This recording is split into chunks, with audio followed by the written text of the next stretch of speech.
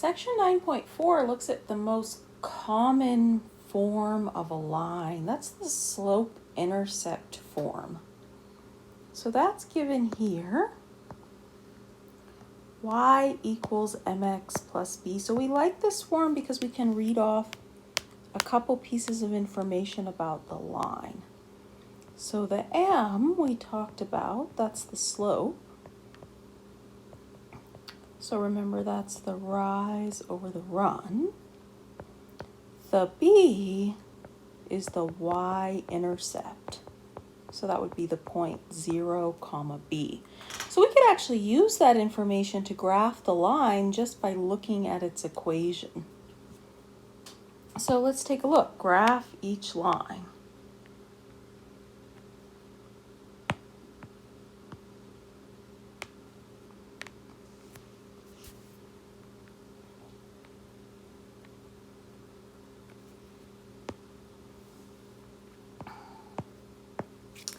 Okay, so these lines, or this line at least, is already in slope-intercept form. So I should be able to read off, let's see, the slope. It's -3, so that's -3 over 1. And then the y-intercept. So that's 0, b, so 0, 1. So to graph, I start at the y-intercept, then I use the slope. Okay, so the y-intercept is 0, 1.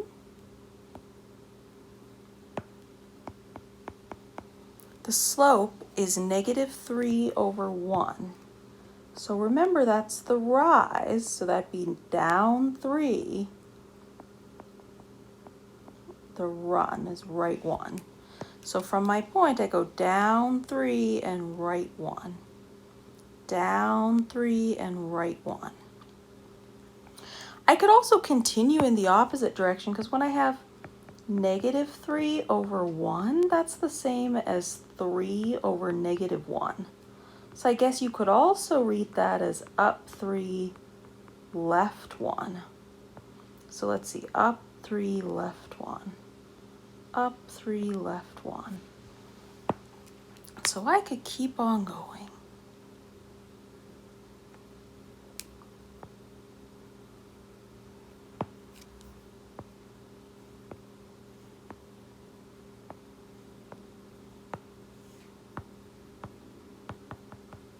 So there's that line. So again, if you have that in slope-intercept form, it's very easy to draw the graph. So the first thing here, we'll actually want to put into the slope-intercept form. So to do that, I'll need to solve for y. Because remember, the slope-intercept form looks like so.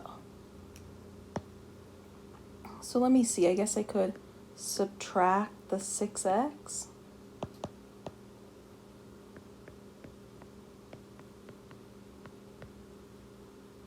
Then divide by that -8. So then we get y equals, let's see, -6 over -8 is 3 over 4. -24 over -8 is +3. So there's my line. Now it's in slope-intercept form. So now I can read off the slope.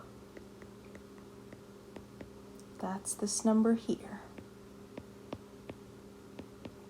Okay, so that'd be saying go up 3, go right 4. Rise over the run.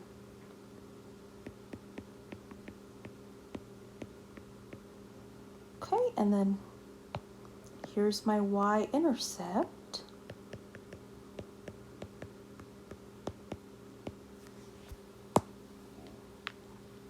So then I get to go ahead and make a graph.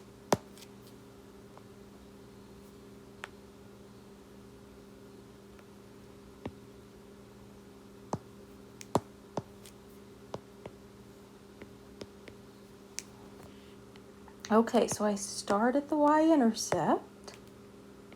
It's here. Then I use the slope here. Okay, so I go up 3, right 4. So I'd have another point here at like 4, 6. Okay, so with that slope, again, there's a couple ways I can read that.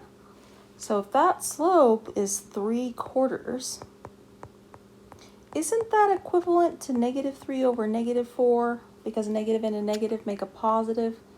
So I guess I could also read that as down 3, left 4. Let's see if that works. So down 3, left 4 puts me here. Let's see if all those points lie on the same line. They should.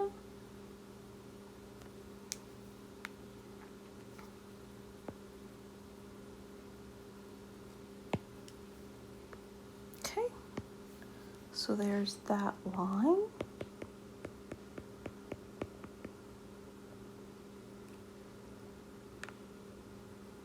Should we do the next one?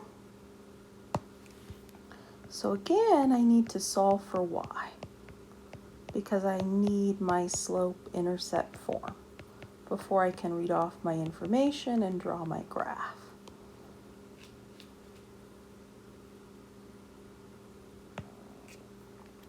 So divide by -6. So what is that? -1/2 x, 3 over -6. So that means that the y-intercept is 0, right? -1/2 x plus 0. So that's my slope-intercept form. So the slope, which we call the m, is the number here. So again, that's the rise over the run. So that'd be down 1, right 2. And then the y-intercept would be that 0. 0, 0 then. Let's draw my coordinate plane.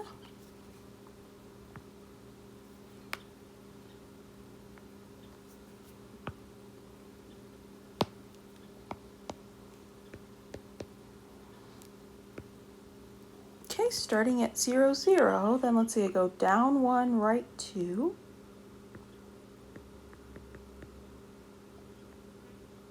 Down 1, right 2, so it would be the opposite. I mean, so -1/2, which is the m, that could also be written as 1 over -2. So I could also go up 1, left 2. That'd be the equivalent. So up 1, left 2 would put me here.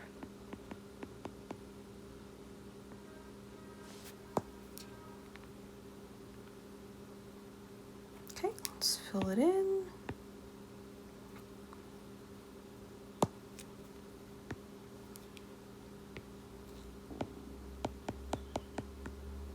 There it is.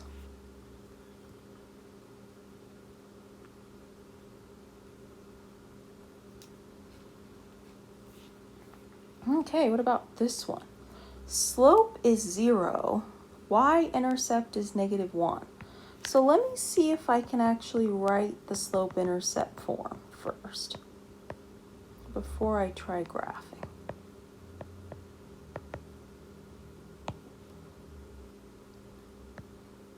So remember, that's y equals mx plus b. So our slope is 0, our y-intercept is -1, so our b is -1.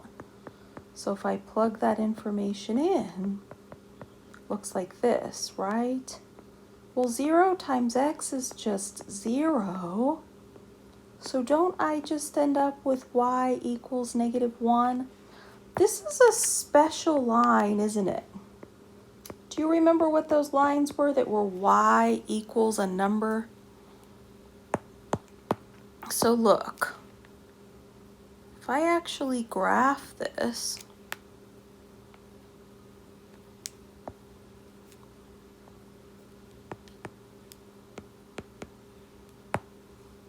Okay, y equals -1, so x can be anything. X is 2, y is -1. X is 4, y is -1. X is -3, y is -1. So what do we call this type of line? We call this guy a horizontal line. Looks like the horizon, right? It's flat. Okay, so the lines where y equals a number, those were the special horizontal lines. Here's the other special case, the one where the slope is undefined. So, let me see what I can come up with here.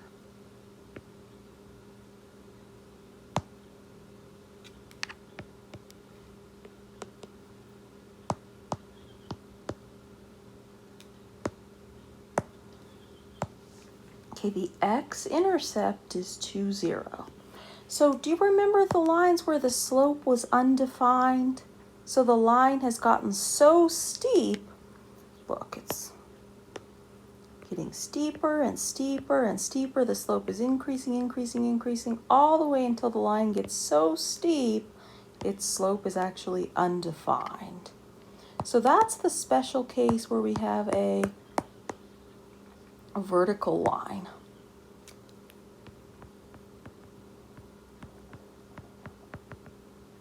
So remember, vertical lines are of the form x equals a number. So the number that we're given this time is 2, right? Because that's the point that that vertical line has to go through. So it has to be like so, huh? So that's the other special case.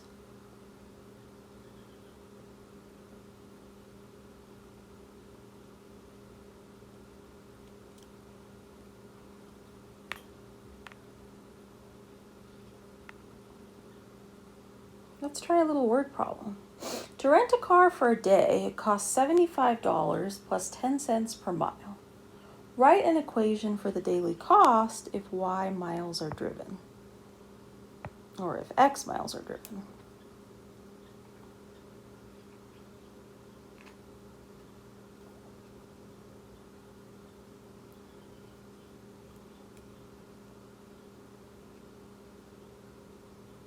Okay, so I'm thinking, well, let's see.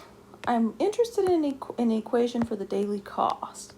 So let me do y equals. So what is the daily cost going to be? Well, it's going to be that $75 no matter what.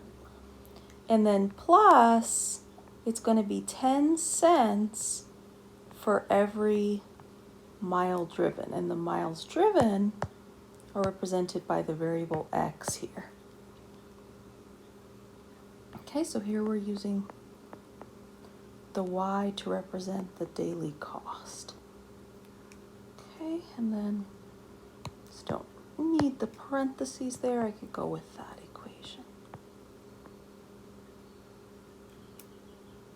So I guess if I want that in slope-intercept form, I should really write it like so. That way I can see the slope and the y-intercept. Let's go with that one.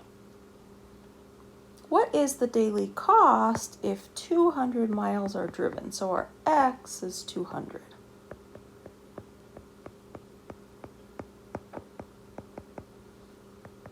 Okay, so 0.1 is the same as 1/10.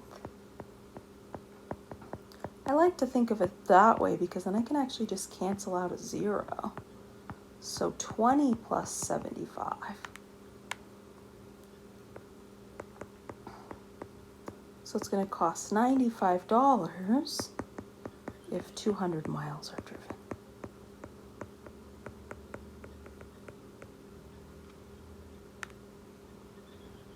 If the daily cost was 85, so that's actually the y.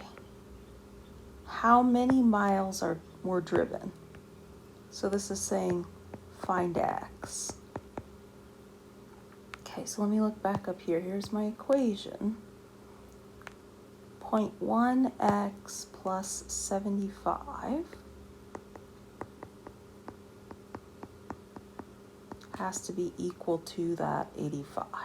And then my goal is solve for x. So let's see, I can subtract 75.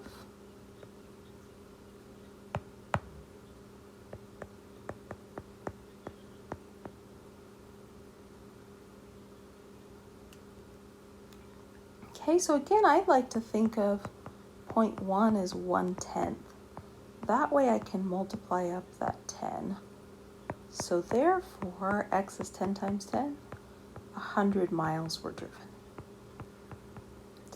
To get that total daily cost of $85.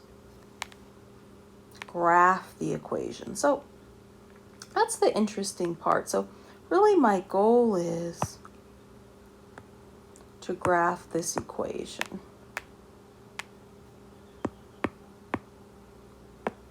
I mean, I could think of a couple options, I guess. I mean, I know the slope, 1/10. I know the y-intercept.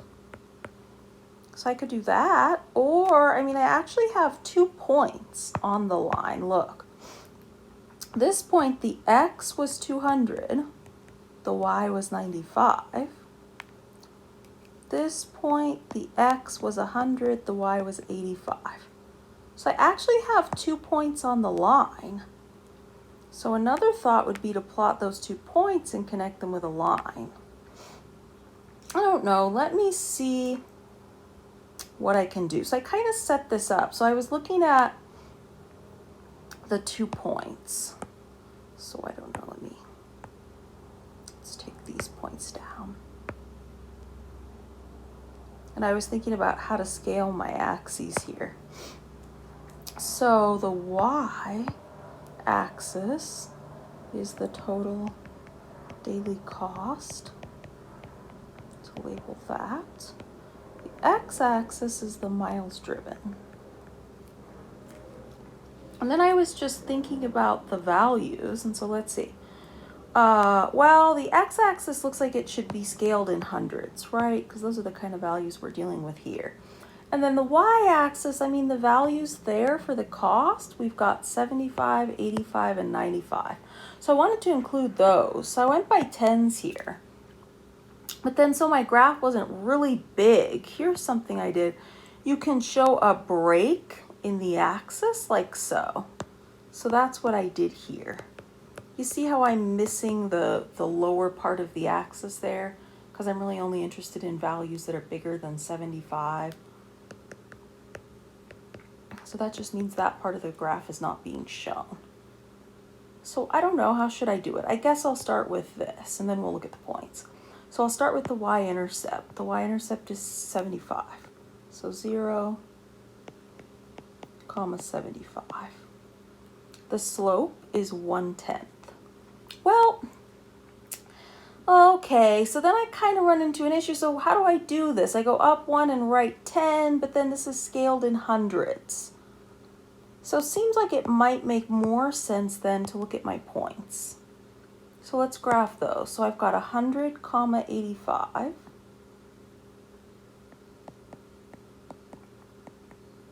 And then I've got 295. So that's enough. So let's draw in the line.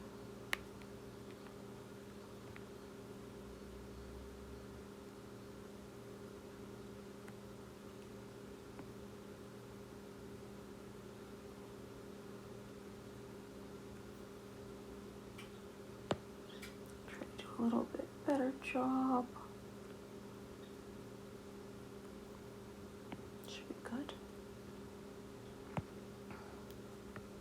So there's my line, okay? I guess I could stop the line here. I'm thinking, well, this line represents, cost for miles driven.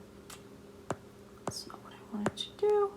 So I was just thinking that we might want to stop it, here at 0.